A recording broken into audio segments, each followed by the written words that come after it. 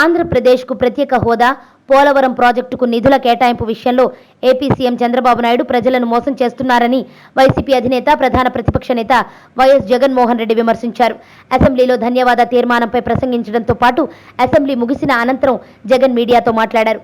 ఈ రోజు శాసనసభ జరిగిన తీరు కౌరవ సభను తలపించిందని జగన్ పేర్కొన్నారు. కడపను కూడా కౌరవ సభగా మార్చేందుకు ప్రభుత్వం యత్నిస్తుందని వైఎస్ జగన్మోహన్ రెడ్డి విమర్శించారు.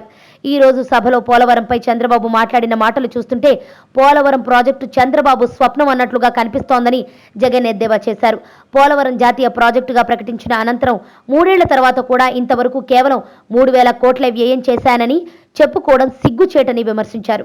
పోలవరం ప్రాజెక్టు నిర్మాణం దివంగత మాజీ ముఖ్యమంత్రి వైఎస్ రాజశేఖర రెడ్డి కళ అని జగన్ అన్నారు. వైఎస్ రాజశేఖర రెడ్డి చొరవతోనే పోలవరం కళ సాకారమవుతుందని పేర్కొన్నారు. ఇంతకు ముందు 9 ఏళ్లు సీఎంగా ఉన్న చంద్రబాబు రూపాయి కూడా ఖర్చు చేయలేదని విమర్శించారు. పోలవరానికి ఇప్పటి వరకు 8,800 కోట్ల రూపాయలు ఖర్చు చేస్తే ఈ ప్రాజెక్టుకు జాతీయ హోదా రాకముందే దివంగత ముఖ్యమంత్రి వైఎస్ రాజశేఖర రెడ్డి 5,540 కోట్ల రూపాయలు ఖర్చు చేశారని గుర్తు చేశారు. వైఎస్ఆర్ హయాంలో 180 కిలోమీటర్ల రైట్ కెనాల్, 135 కిలోమీటర్ల లెఫ్ట్ కెనాల్ పూర్తి చేశారని తెలిపారు. చంద్రబాబు సీఎం అయ్యాక ఈ 3 ఏళ్ల కాలంలో టీడీపీ ఖర్చు చేసింది కేవలం 3,300 కోట్ల రూపాయలు అని చెప్పుకోవడం సిగ్గుచేటని జగన్ అన్నారు. టీడీపీ ఎంపీ నామా నాగేశ్వరరావుకు చెందిన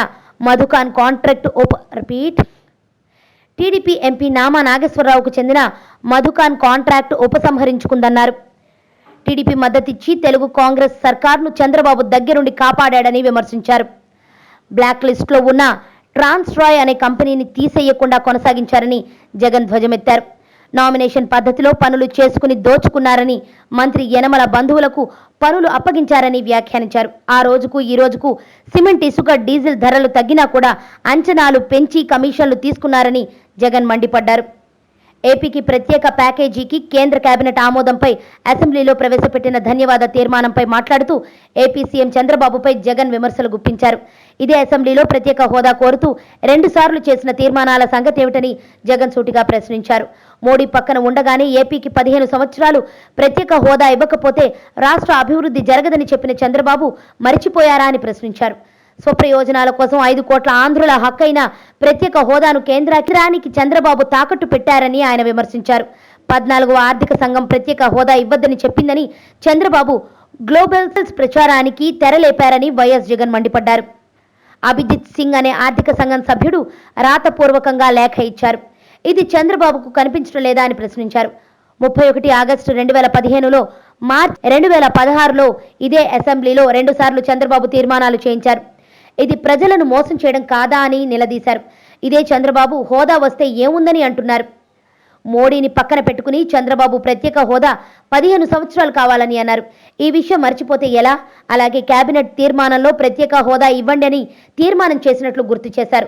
చంద్రబాబు ప్రభుత్వం ఏర్పడిన తర్వాత నీతి ఆయోగ్ ఏర్పడక ముందు కూడా వీళ్లు పట్టించుకున్న పాపాన పోలేదని జగన్ ఆగ్రహం వ్యక్తం చేశారు. మార్చి 2 గురించి బాబు ఏదేదో చెప్పారు.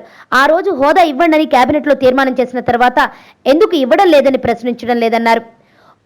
ముంపు మండలాలు ఏపీలో కలిపేందుకు చంద్రబాబు చాలా కృషి చేసినట్లు చెబుతున్నారని, ఇది అసత్య ప్రచారమని జగన్ ఖండించారు.